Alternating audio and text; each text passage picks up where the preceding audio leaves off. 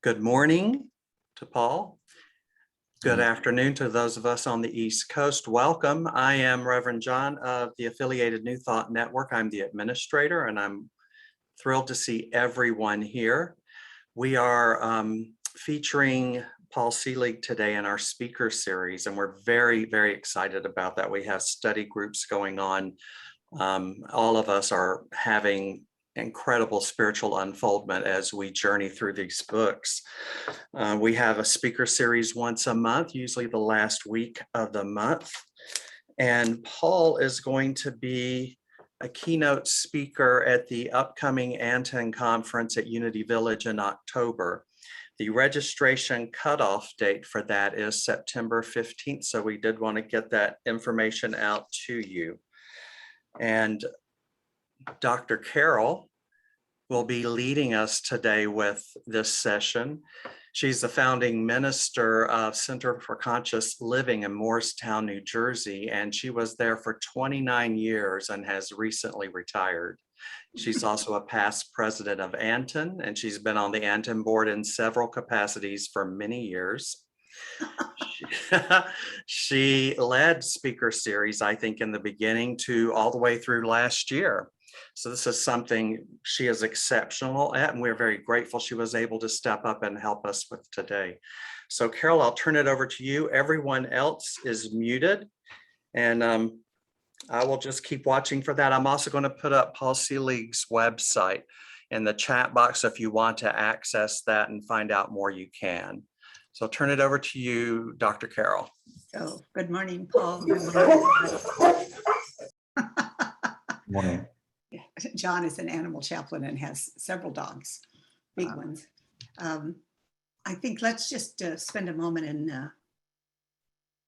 kind of gather the field together. You do it beautifully, but Noah said we should go ahead. So just as we become aware of this minute and we drop into our hearts, into this one heart, into this one note, into this divine wisdom and light and love, giving thanks for this time together, giving thanks for Paul Selig and that which unfolds through him, giving thanks for one another. May this time then be for the highest and best for each of us, for the collective and for all. So it is. Amen. So I'm not sure that there is someone here that doesn't know you, Paul, but if so, we certainly refer them to your website where there's so much, just to know that you're a writer and an empath. I saw a medium, I've heard the word conscious channel, with a master's degree from Yale and 25 years teaching at NYU, very much born and raised in New York City. So there's an interesting story behind the backdrop we see where you are. Mm-hmm. And then as the PR says, this extraordinary program for personal and planetary evolution to help humankind awaken to its inherent divine nature. It's recorded in an incredible array of books.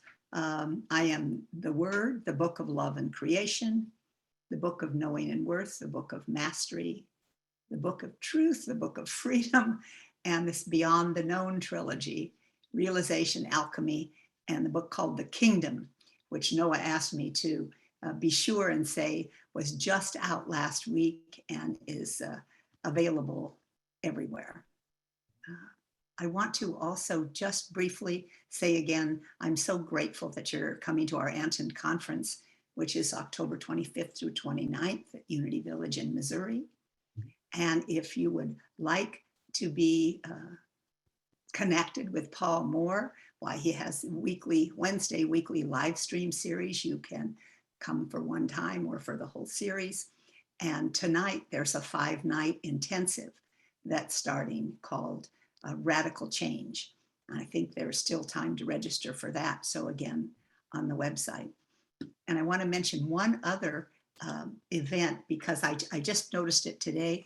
The weekend before our ANTN conference, you're going to do a weekend in-person workshop after all this time on Zoom at Unity of the Hills with Reverend Cherie Taylor Jones, who is also an ANTN member.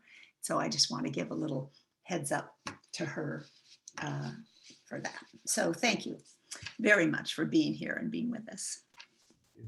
I heard on a podcast, an interview somewhere, the story of your getting to Maui, and that you were starting to channel things about there's a whole bunch of change and things going on in people's lives. And then maybe if you just say what happened to you and how you have spent this last year and a half in the midst of all this change. Well, I mean, the guides that I work with, when they teach occasionally, they don't do a lot of predictive work, but they've been speaking about radical change and, for a while. And they said, and it's about to come and everything is going to get turned on its head. And I guess I heard New York was going to be affected. And I went, please, God, just get me out of New York. Because I did the AIDS epidemic in New York. I did 9/11 in New York. I just don't want to do New York again in the middle of a crisis. And oddly enough, I happened to be working in Costa Rica the week New York went into lockdown, and I wasn't able to go home. And I never went home. I actually ended up staying in a little tiny house on Maui that a friend found me. And I figured I'd be here for a couple of weeks until things went back to normal. And I actually never left. I never went home. So this is my home now. And I'm very grateful for that. It was wonderfully unexpected and very perfect. So. I love this story, and as we talk a lot about manifesting and speaking the word, I love that you said no, please, not New York, someplace pretty, and so it is. I'm thrilled with that. You mentioned the guides. You talk a lot about you. It feels to me like they're more and more embodied with you. I don't know how it is from your point of view, but let's talk about them a little bit. Share. They're teachers, I'm somebody that didn't necessarily believe in channeling. I was raised something of an atheist. And when I started to open up spiritually at 25, it was the beginning of a psychic awakening too. And I didn't have much of a context for either of those things. And somebody suggested I go see an energy healer because I had started seeing little lights around people and not knowing what to make of any of it. And then finally studying a form of healing a few years after, and I was volunteering at a center in New York. This is when I was in my early 30s for people. It was the height of the AIDS epidemic. So it was people who were living with life-challenging illness who were coming. And I found that when I had my hands on people's bodies, I could hear things for them. That was the beginning of it. If I had my hand on your chest and I heard the name Billy, I learned to say, who's Billy? And you'd say, my son, my father, my lover, my dog, and as that kept getting panned out, I began to trust it a bit more and started to do a little group in my apartment. And I was very interested in the energy that was coming through when I worked. I was not interested in the information because you couldn't fake the energy. You could feel it, and it was like, who am I to say these things? But I kept doing this little group for 18 years in my apartment while I was having this other life as a college teacher. And I feel that I was trained. The guides are teachers. They come through to teach. It wasn't until I was 48, I think, and I quit smoking. So that's about 12 years ago, 13 years, well, something like that. I'm 59 now. And they said, we'd like you to stop smoking. We'd like to continue working with you. And, and I was a 4-pack a day guy. I would channel and smoke out the window if I could. But I stopped when they said, and that's when they began to lecture through me. And my whole system just opened up. So, they're teachers and, I'm a radio for their broadcast. That's really how I look at it. I'm not a spiritual teacher. I'm not a guru. I have no desire to be those things, but I'm happy to sit there and take the dictation, as best I can. And I'm so curious that this still happens and so effectively and regularly that I just keep showing up for it. I mean, now it's my job. I left my academic life a few years ago, and now this is what I do. And they're 2/3 of the way through their 10th book now, which is only began about 4 weeks ago, in public settings and public sessions. But they're teachers. They say they've been around a long time. It's not a new teaching. It's coming in a way that we can perhaps hear it differently. And And they have a lot to say. I mean, I have to say, you know, it's God, after all these books, I mean, none of the books are edited, you know, they're all just the transcripts of the dictations. It's sort of, which I'm amazed by. Maybe 3 words in any text has changed because I stumbled over it, or I mispronounced it, or I added an S to a word that shouldn't have been pluralized. I mean, that's really the extent of it. And so it's their work, not mine. I'm a collaborator, I suppose, because I'm being used and I get to interrupt because it's coming through me, and I often do interrupt, but that's the scoop. That's it. And the wisdom that comes through is quite amazing. That's what John was talking about, feeling that Yeah. energy and that every time. They're wonderfully consistent, I have to say. I don't think that they've really been off message since they began. I think in some ways, the first book that they dictated through me, which wasn't expected, I knew it was I heard about it 2 days before it started. And they said, take 2 weeks, we have a book to write, you know. And it took 2.5 weeks because I took 2 days off to go teach. But I think sometimes that book was the sort of the whole teaching that is actually being unpacked and sort of explained in higher and more intricate ways as the books have gone on. You know, and they're on message. I will say that. Thank God they're wiser than I am. Otherwise, we'd be in trouble. I remember that book. I have it. It was difficult for me, although part of me was saying, well, this is our stuff, you know, this is, you go to the connect with God. We call it treatment, or Bill Marcioni calls it practical prayer, but the way that we center would be first connecting with God and then speaking the word from that. But to say the attunements that you did, you know, I am word through my body. I can feel even now how it was different then. It was very, very difficult for me. There was a movement from having it be mental to a real embodiment that was yeah, kind of shocking. I mean, I've worked with prayer ministers, you know, in the past and been greatly helped by them, you know, and I'm happy whenever what the guides are teaching is confirmed. You know, I'm living on Maui now, and I've made friends with the community that was, you know, there in support of Ram Dass, and I'm starting to listen to his lectures for the first time. I go, oh, thank God, this is, you know, he's saying similar things, and what a relief, because I don't know, you know, I'm not a theologian, you know, I'm not well read. I read Emmett Fox when I was in my 20s, and I subscribed to the Daily Word for a few years, and that was sort of the extent of my learning. I still buy everybody's books and I don't read them, and it's just mostly it's because I like to keep things clear and clean in terms of what's coming through me. But I do feel that what's perhaps a little different about the guide's work is that it's energetically experiential. You know, the guides say the books are energetic transmissions that work directly on the reader. And when the first book was out, and there was no publicity at all, and nobody knew who I was, people started reviewing the book and saying, you know, I'm reading this book and my body's vibrating. I'm reading this book and I'm, you know, seeing auras. And, you know, my favorite was, I'm reading this book and my husband is changing. That was those years. But it's been consistent that way. You know, the work is the energy. It's true, in my experience anyway. One of the things that is so beautifully kind of spaced, I haven't read all the middle books. I ended up, when they asked me to talk with you, I thought, oh, first yes, and then, oh no, all my Selig books are in a box on the way to Texas, because I'm finding myself somehow moving to Texas too. And so I don't have the kingdom yet, but I did something brand new for me today, which was got the audiobook. And you're speaking, the idea that you've not only channeled these and then done the editing and then spoken them is just amazing to me. So thank you very much for your service.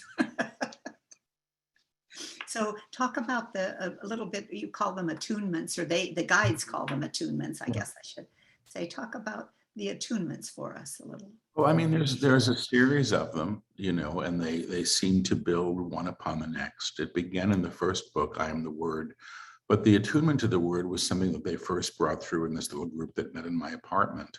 So that first came through when I was about 33 years old. And then when they were doing the first book, they laid it out. It's funny, I forget about this sometimes, but I was doing a group in my apartment. It was probably when I was about 48, and they were attuning everybody. And in the old days, they do these attunements and you'd feel the energy, but it was like moving through molasses. It was very slow. And then one night I heard the guide say, it's happened, it's here. We didn't know that it would happen, but it's happened. And all of a sudden, everybody would pop. The end of the attunement was just bang there. And I've done it in front of a few hundred people, in theaters with people that aren't aware that they're energy sensitive and they're all feeling it too. So it's kind of, exciting. And it was always exciting for me that you could feel it. And it was the proof for me about the validity of the teaching was that it was palpable. So the attunements, the first one was to the word. And then the second one came in, I think, the third book. And it was, I know who I am, I know what I am, I know how I serve, which they've been unpacking in some ways ever since, which is a reclamation of identity. The identity of who we are is of God, of source, what as the manifestation, and how we serve, which is, they say, how we're most fully expressed as the true self. It's not necessarily what we're doing as actors in the world, it's how we be in the world at this level of consciousness and vibration, which they say actually alters or transforms what we encounter. I mean, the teaching is very much now a teaching of embodiment in a way that I didn't realize, and I don't think I could have brought through early on. I mean, it was too much of a stretch. But they speak now about sort of becoming the doorway between these two, they call them octaves. They don't talk about dimensions. They just say, everything's in tone and vibration. And the reality that we're sharing, they say, is a shared octave with low and high notes. And they say any piece of music can be played in a higher octave. And so their work with the attunements, if I understand it correctly, is the work of transposition. It's transposing the energetic field and the consciousness to operate in a higher way. They say it's from this place, and they call that the upper room, which is like the entryway to what they call the kingdom. And they say that the kingdom is the awareness of the inherent divine in all manifestation and all things. It's from this place that we become the conduit and we lift what we encounter, they say, by nature of presence, less so than what we do than how we be, at this level of tone. And so that's my understanding of the attunements. They're really all there in service of this, the attunement. There's a couple of them in the newest book, The Kingdom. Although I've only worked with them once publicly. I did a group just last month and this month, the beginning of this month in my home.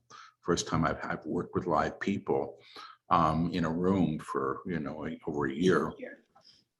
And when they dictated the kingdom, I was in a little Zoom group, much like this, because there has to be an active listener. So they were doing the attunements and I could feel the energy shift. But it's very different doing it in a room with people, and you can sort of monitor the vibration as it moves. And the two attunements are the claims, and the guides say they're claims of truth. They say, all of the attunements, they say what is true is always true. And one of them is, behold, I make all things new, which they said is an invocation of the true self, which actually is a claim of reconciliation upon what one sees. They say that in the kingdom, that the only real problem we have, humanity has, is what they call the denial of the divine. They say everything is holy, we just deny it. And so this is reclamation. And then the other claim that they work with in the book, which is quite something, is a simple claim: God is, God is, God is, which they say refutes the denial of the divine, which is ever present. We can just, it's what we're doing is we're seeing what is always true. Perhaps that's not different. I'm on this call with a bunch of ministers who are, probably far more learned, than I will ever be, on this stuff. But it's my understanding of how this works.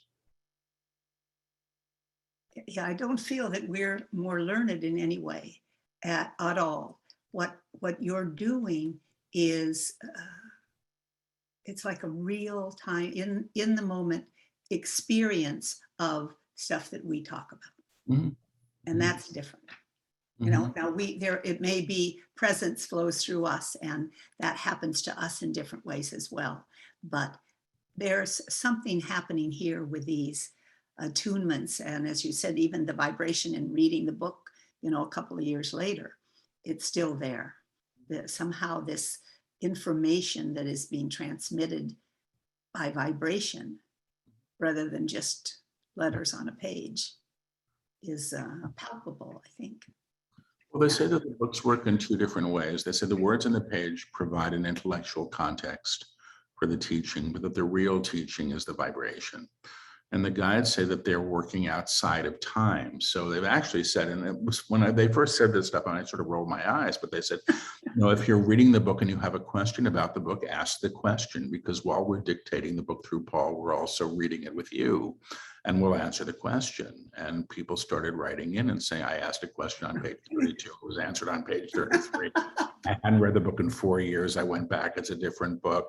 And so I find all that stuff kind of interesting. I just think, you know, the reader is having, you know, his or her own experience with stuff as needed, you know, and the books are odd. The guide said in the very first book, this is a book to be experienced more so than read.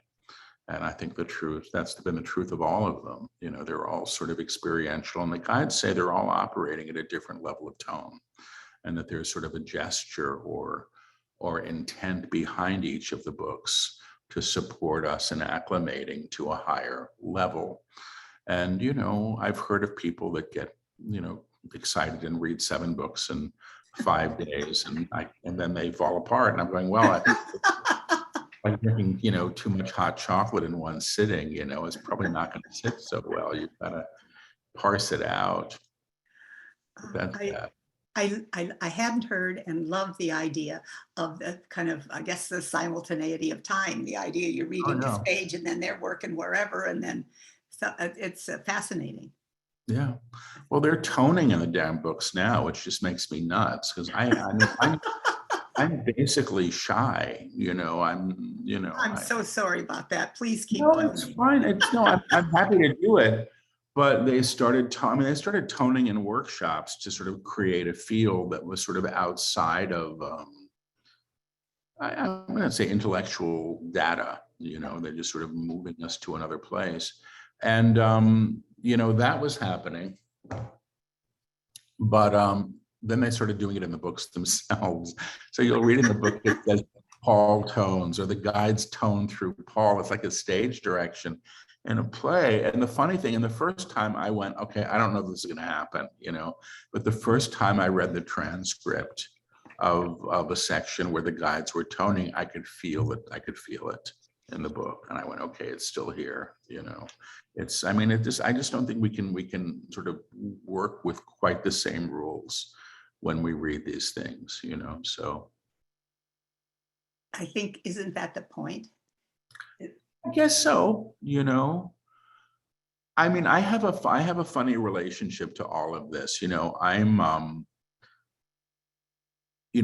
had been a writer when I was a young man, you know, with the worst case of writer's block of anybody I've ever known in my life. It was a source of tremendous shame for me because I was teaching it. And now these books just sort of flow out. And they're spoken. There's no writing. They're all spoken into being, and then the recordings are transcribed. And I find that kind of interesting. But at the same time, I don't feel ownership. You know, my name's on the cover. I benefit from their presence in the world in obvious ways, but I don't feel that sense of job well done. I'm just so relieved that they got through another book where they didn't say something so stupid that it's gonna, like, I kept waiting for them to contradict themselves at a level that I was like, there we go. And I thought they did once. It was in, I think this book, The Book of Mastery, which was, I think, the 4th book. And they were saying, one chapter, they were saying, well, you know, nothing is real. And I went, okay, I've heard that before. Let them talk, you know. And then the next morning I show up for the session and they said, and the teaching for today is everything is real. And I panicked because I went, well, there it goes. They contradicted themselves. But they did the lecture. They told me to go for a walk, and they just continued to talk. And I just sort of checked out for the bulk of the next session. And then I was teaching for a month at the Esalen Institute in Big Sur, and I was co-teaching with this guy, Jeffrey Kreipel, who's the head of the religious studies department at Rice, and a theologian. And I brought this up to him, and he said, "Oh, that's Meister Eckhart. Nothing is real, everything is real." Yeah, I know. And I went, "Oh, thank God, there's some context to this." But he used to debate with the guides, on the nature of evil. I mean, it was something to see, and they enjoy it. I don't, Yes, I can hear them say, and Paul is asking. And well, if they say something that's too out there, I'm going to interrupt it, and that's where I do have a level of responsibility that may be misplaced. But yeah. But it's authenticity too, so that's fine, I think. I'm in the very first book, there's a line that people used to get upset about. The guides say, "This is not a book that's been written before. This is not a Course in Miracles." And people said, "Are the guides talking about it? Why are they bringing this up?" Well, in fact, they weren't. They said, "This is not a book that's been written before." And I interrupted with a thought, and I went, "Well, what about Course in Miracles?" And they said, "No, this is not a Course in Miracles." And they figured it out. So now every time I have a thought, they say, "Paul is interrupting," or "Paul has a question." And then that gets integrated into the text, and I think they've become so good at this point where they tell me that I'm interrupting before I actually am, like before the question's even formed. And I think that allows them to keep the dictation more or less on track. There's one book where I interrupted so much that I think they actually had to restructure the book a little bit, because we had this, 12-page digression about my resistance and fear. And then they said, "And this is in the book, and we're going to keep it, and we're going to go on." That's never happened again, thank God. So but there's still resistance and fear sometimes as you channel? There's not fear. There can be resistance.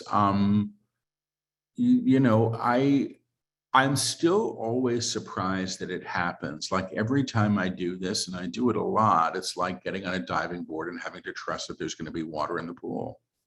And, that's how I experience it.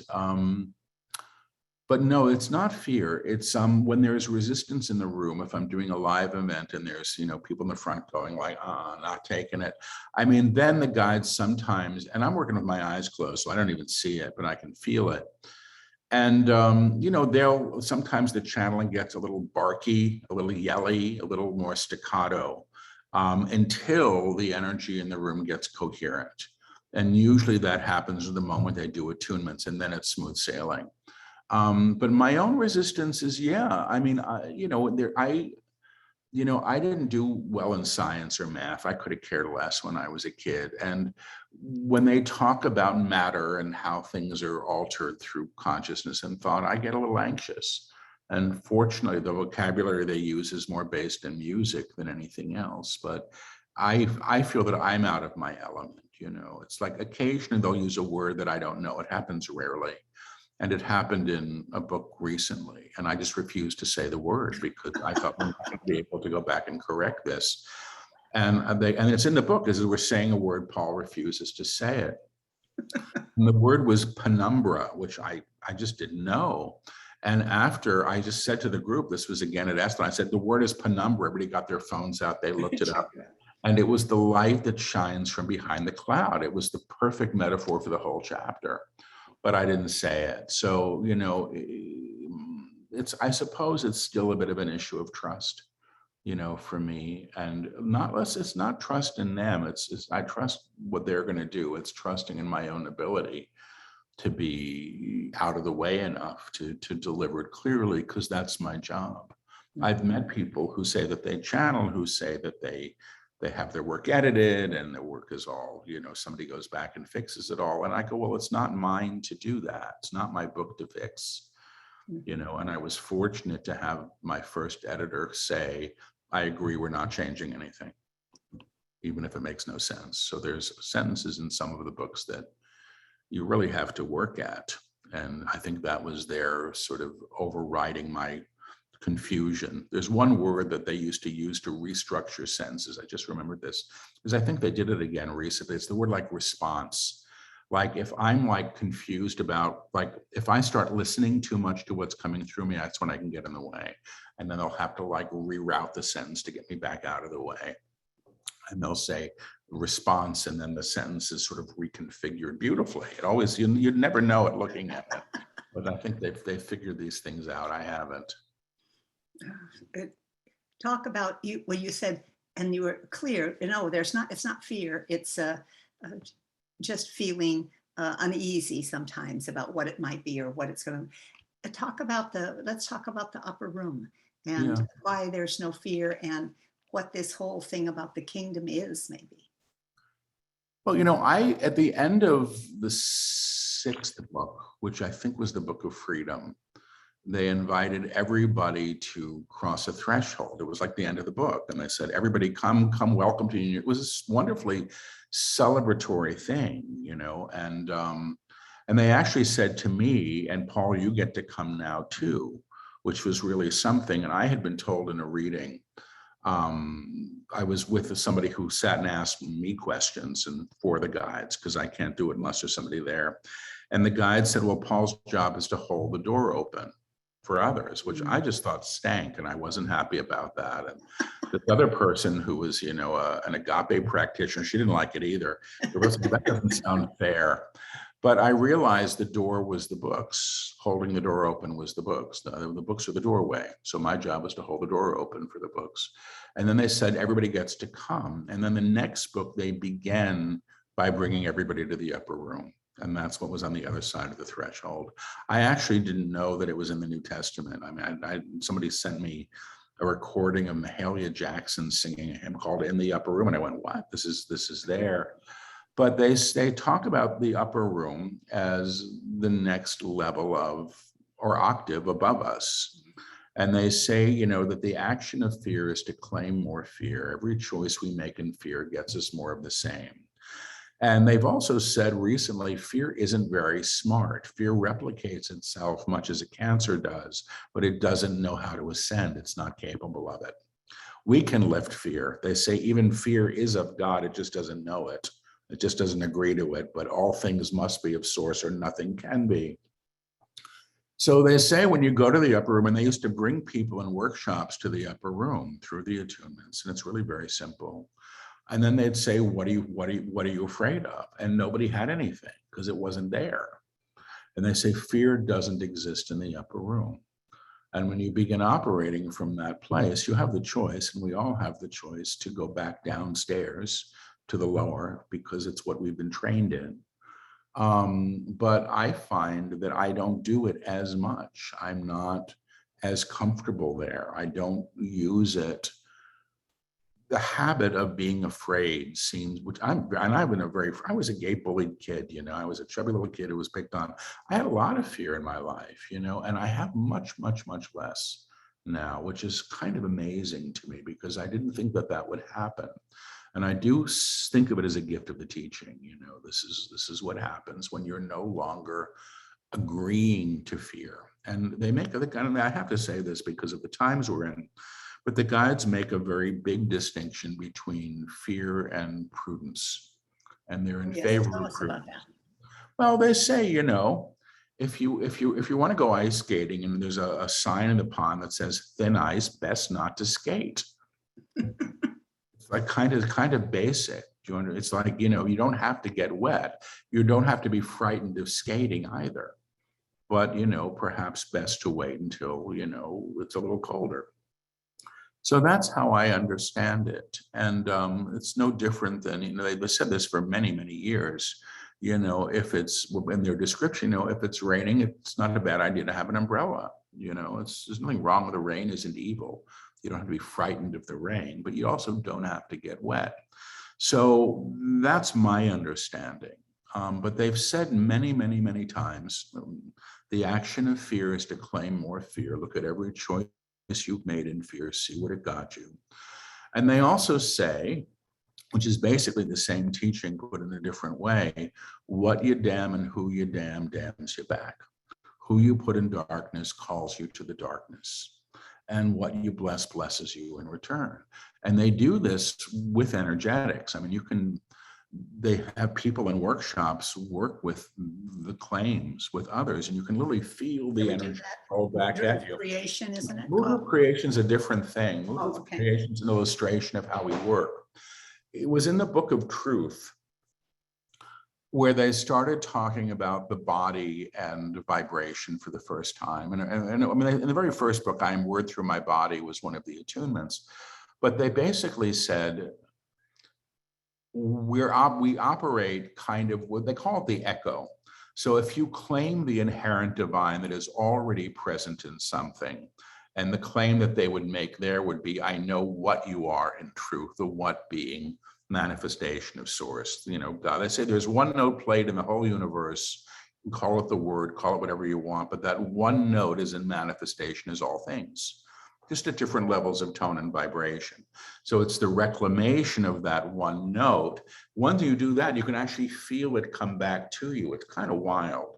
They used to describe it like as the peal of a bell, but you feel the energy roll out, almost like people would describe it like as radar, sonar. And you can do it with a partner, you can do it with a tree, you can do the whole thing, but you would feel the energy come back. And that was the beginning of the introduction to where they're going really now, which is about the kingdom, because when you're operating at that level, your very presence is claiming the blessing on all things, because they say God sees God in all of its creations. You don't get to decide what is worthy and what is not. You don't have that. We don't have that privilege anymore. I mean, they say self-righteousness is always the personality self, which they call the small self. I say there's nothing wrong with it. It's just trained through, it's indoctrination to fear. We arrived in it, we grew up in it, and that's been the challenge we've been facing. So, I mean, I went off on a couple of tangents, so I don't know if I answered your question or not. Yes, and you might have answered from that place a question that somebody wrote in the chat about, you mentioned about the nature of evil. I don't remember what you said, but it feels like that's already been answered. It's the place from which you're looking that makes a difference, right? Yeah, I mean, we do it. We're the ones who do it. We're the architects of all this stuff.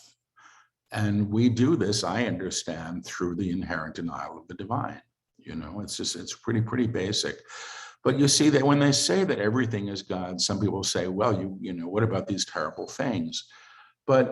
And I completely understand it. And they're not giving anything a free pass. They're actually going back to the source of all manifestation, because that's how things are changed. What you put in darkness calls you to the darkness. In the Book of Mastery, there was a meditation that they did where they said, imagine you're walking up a mountain. And in the mountain, you pass a cave and you go into the cave. And in that cave is the one person you never want to see again as long as you live. And your job is to walk that person out of the cave. They say, because you're the one who's put them there, and you're the one that's called them, and you put them there. And basically, this is the reason you're in darkness in the cave. So call them out.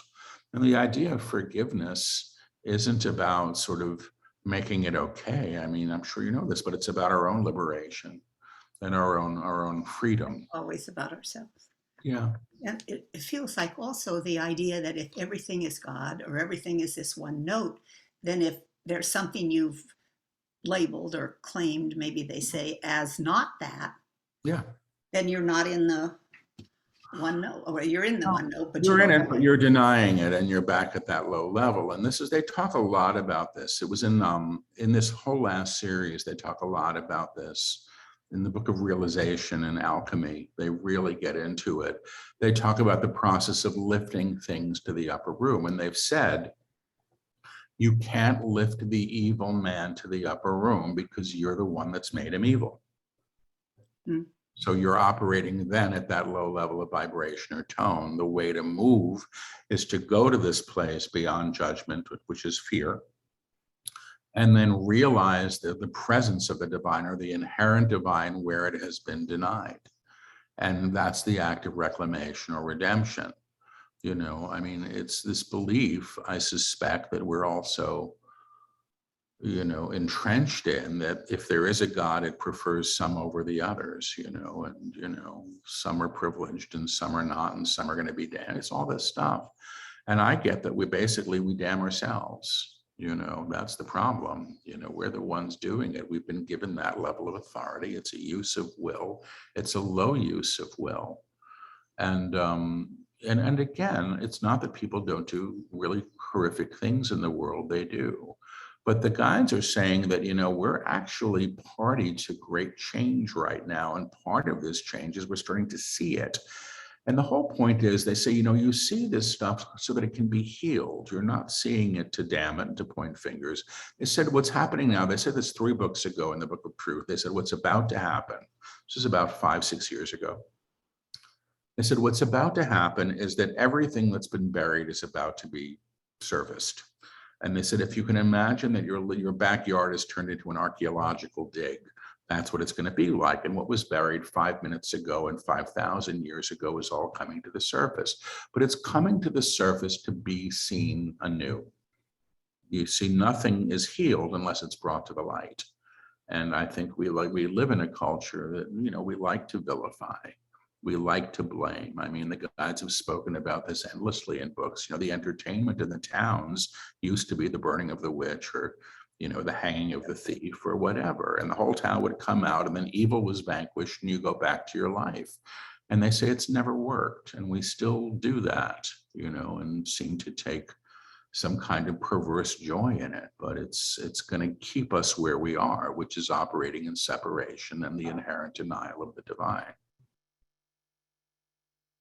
And so the way through that is to move to this.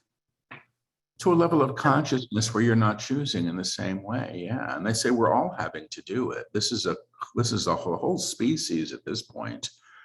The guides are saying that we're in a wave of great change. And you know, we have choices about how we deal with this. And you know, what's caught up in the great change are all these relics of sort of civilization, these things that we want to hold on to for dear life, whether it's our superiority or our bank account or how things should work because this is the way they worked 20 years ago, all that stuff. But they say, you know, if you ride the wave of change, you can experience the blessing of it, you know, because it's necessary at this point. I mean, we really have the means to extinguish everything at this point in time. And the guides said, and they said this in the very first book, if you think that bombs are there to keep you safe, you're crazy. That's not what bombs were built for. They were built to destroy. And if you think that one day they won't go off, you're probably, you know, it's wishful thinking. But they say you move to a level of consciousness where war is no longer an option, and then you can have peace. And that's when it comes. Beautiful. So. Anything more that you'd like to say about that? I've seen several things, or maybe heard you speaking about the change, and that it's not always easy. I don't, you know, I don't know. I mean, people are so different. You know, I'm not a very good New Ager. I never have been. It's just not, you know, I came into my spiritual life through great challenge. Losing pretty much everything. I mean, it was, and then watching, you know, all of my friends or my peers die in the 1980s. And it was a frightening and hard time. And it was also a time where I was being taught in ways far beyond what I would have chosen for myself. None of it's what I would have chosen for myself if I were to look back on it. I would be off, you know, with, you know, I mean, I had the degree, I had the career that was starting to happen. I had all these things that I thought I was supposed to want and get. And my life ended up having a very different trajectory. And I'm very grateful for it now. I'm really grateful for it now. I feel very blessed. But I don't know, most people, I think when they're having these experiences are moving through challenge. And I think the collective is moving through challenge too, because the old ways aren't there. They're not working. We don't have the assurance. The guide said, you know, I don't, it's in the book flap of, I think, the last book, but it's about befriending the unknown. They said, the road, they say the road is lit as we walk it, not a moment before. It's not when I was a kid where if you went to college, you knew you'd get a job out of college and be able to support yourself. It's a very different world for these kids now. But it makes sense to me if we are trying to open up to something that is new, to allow a new consciousness to be present here, or a wider, deeper, consciousness to be here, that there's no way to know. The knowing would be mental or based on something from before. Absolutely So right. you have to be the not knowing. Curious, maybe. I've heard you say curious, and I love that. Or open and allowing, you said, but curious too. Well, what's unfolding? I mean, I don't know where it's going. I never thought I'd be here. If somebody told me 25 years ago that I'd be channeling, I remember once, because when I was, when I had the writer's block and it was so terrible and I was just mortified, I thought maybe I should try to write a novel. I said, oh my God, it's going to take too long. And I said, am I ever going to publish a book? That's what I said. And I heard some crazy answer like 14. And I went, what? I'm not going to live that long, It's the funniest thing because it's not what I expected. I had a medium friend, a woman who get readings from once in a while. In those days, she was a colleague in my academic life. And all I wanted to know, we were trading readings. And I said, all I want to know is, am I going to get a partner? And is my job secure? Those are the only things I cared about. And she was Southern. She said, there's a book. It's all about the Christ. Everybody's so excited. You're writing a book. I thought, this woman is out of her mind. I can't write a thing. And she was absolutely right. It came, maybe 3 months later. So anyway. Beautiful. Somebody has asked, do you recommend starting with your first book? And John is saying, yes. It seemed to me like you said, there's a little different octave each time, or not octave, but note. The teachings build, they do. I mean, but the guides say, that they're teaching in a one-room schoolhouse and they meet their students whenever they enter the classroom. So all of the books have a kind of catching up that's available. I find that if people enter with one of the later books and the teaching speaks to them, they often go back to the earlier books and then take them in sequence. But I'm not going to happen as it does. Just it happens as it does. But yeah, I think there's a basis and a vocabulary that's intended, that's in the early books, that supports everything that follows. Can we ask if there's something that the guides would like to tell us, or things that would be good for us to know going forward? Or I'll ask. I expect we'll get something. Usually when I'm doing an interview, they come through when somebody asks a question that I don't have the answer to, and then they just take that over. What is the nature of evil? I don't want to go there, but they can manage it. So I'll go, but if people haven't heard me work before, when I channel, I whisper the words and repeat them. It's not in the least bit graceful. But I'll just see, we would like to say several things. They're saying we would like to say several things about who these people are, and what their mission truly is, and what their mission truly is. Each of you who says yes, to service at level, to service at any level will be utilized at the level you can do, will be utilized at the level that you can agree to. The idea of who you are as emissary may need to change now, may need to change to participant of and with, to participant of and with. You are participatory in action. You are participatory to divine action, not the emissary or the emblem of it, not the emissary or the emblem of it. Be embodied at this level. Be embodied at this level is to claim the true self, is to claim the true self as your expression. Now your expression is the consciousness you hold and the field you've chosen to learn through, and the field that you have chosen to learn through. The energy field that humanity holds, the energetic field that humanity holds is being altered now. That is much of the experience, that is much of the confusion that you experience, but it's actually a requirement of humanity, but it's actually a requirement for humanity to withstand the changes, that it has incurred, You have all chosen chosen these times to learn through. You have all chosen these times to learn through. We support you in this. We support you in this as you wish us to, as you wish us to. No one is left behind. No one is left behind, but you must understand that those of you who come, that those of you who have come and willingness to serve will be extended beyond what you believe your parameters are, will be extended beyond what you believe your parameters are. Imagine your arms.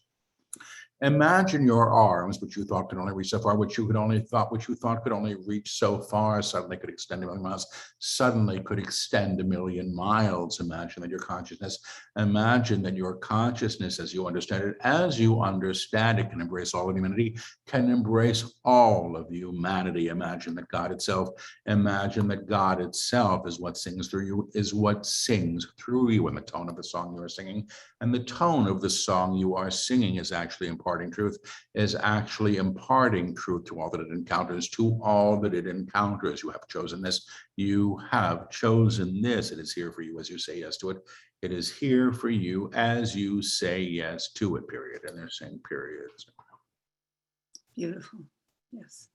It's a beautiful thing for a bunch of ministers, and the whole idea that to the participatory and to allowing, to just being the channel. There's something in the very beginning of the Kingdom book, which is all I've listened to so far, that talks about being that portal. And so to just be, I guess it's the old I will to will thy will. It's just open to allowing whatever is ready to come. But it's again, a fascinating, I want to say almost non-idea. You can't have it as an idea because then it's mental. To extend beyond what we thought, how do you come in service? You just say yes and show up, I guess, like you do. I don't know. I mean, it's what they say. It's the question of who shows up. The guides talk a lot about knowing, and the true self knows and the small self thinks, and there's nothing wrong with thinking. It's useful, but knowing is a different way of accessing. And when you start operating from your knowing, you're moving into flow in a very different ways, and the actions that you take, whatever they may be, are informed at that level. So that's how I understand it, and I do think showing up and being willing is key, at least for me. I don't always do it well, but I do show up. Looks pretty good from here. There is something in alchemy that says realization comes at the cost of what you would call the small self's agenda. Yeah. And that's kind of what you're too. And I think that may always be the case. What I'm beginning to understand, and this is pretty recent in the way the guides are teaching, because they're actually starting to teach about moving into a place of reception where you're always receiving, and so they say, sort of the idea of telling God, or whatever you want to call God, what you should have, that kind of goes out the window, because you're always receiving. It's before you ask, the need is met. And I don't know that that's always true, but a lot of my life has become that in the last year. And I'm kind of floored by it, because it's not what I expected. I used to say, I live in Hawaii now. I came to Hawaii once on a bad blind date, maybe 10 years ago. So I'm never going to go back to Hawaii again as long as I live. And, here I am, and having a very different time of being than I knew I could have.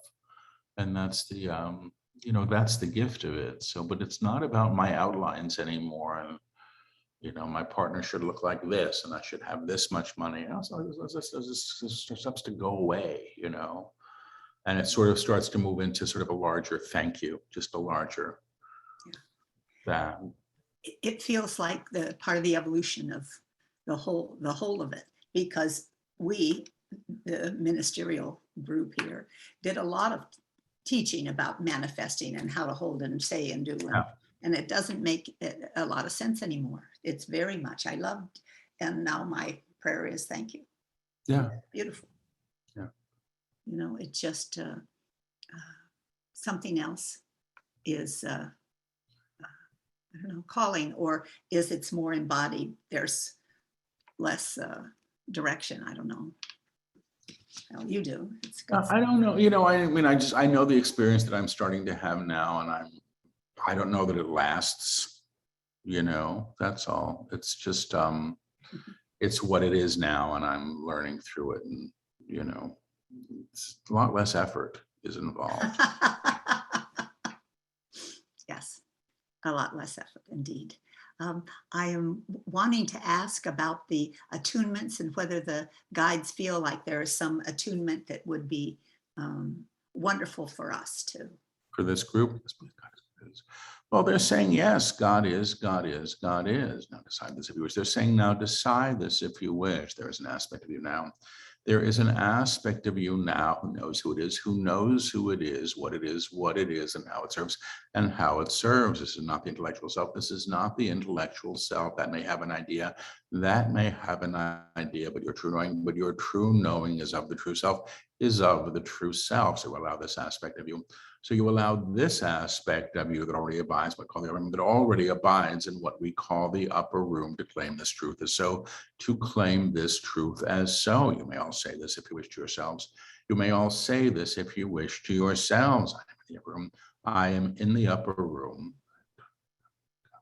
I have come, I have come, I have come. I have come, I have come, I have come. God is, God is, God is. God is, God is.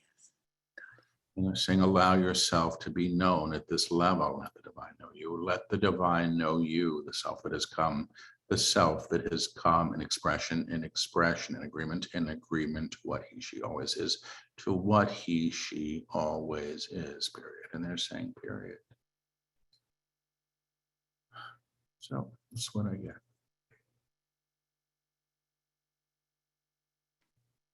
Thank you, Paul. The period really is a stop, isn't it? It's like, That's when they're done, yeah, that's that's for me as much as anything else. This is something I highlighted to from realization. You called it they said the trilogy Beyond the Known. You say you call it the Upper Room trilogy, but it says kind of what you have. What lies beyond the known must be understood by you, not only as your potential, but as your true inheritance. And as you say yes to what comes, the mission of your life becomes crystal clear. It is not what you do, it is how you be. And the level of accord you align to is what claims you in action, if action is to be taken. But the divine as you who has come, who has come, who has come, who is here with us in this encounter, is claiming you, is choosing you, is saying yes to you so she may know herself as and through you, as he may know himself as and through you. It's feels like a wonderful thing. Thank you very much. I think it's a period. Check out paulselig.com. It's beautiful that you've given us this hour of your time on a day when I know you start an intensive in a few hours. I'll be there. There may be other people. I know it's still time to sign up. And I'm just truly grateful for all that you do. You talk very much about the community that you found when you found yourself on Maui. I hope and suspect you'll find another community as you come to our ANTN conference, that you'll be surrounded in love and acceptance there too. Thank you so much. Thank you very much for being with us, Paul. We'll look forward to seeing you later. God bless everybody. That's all there is. I don't know, John, whether you do a goodbye for us or.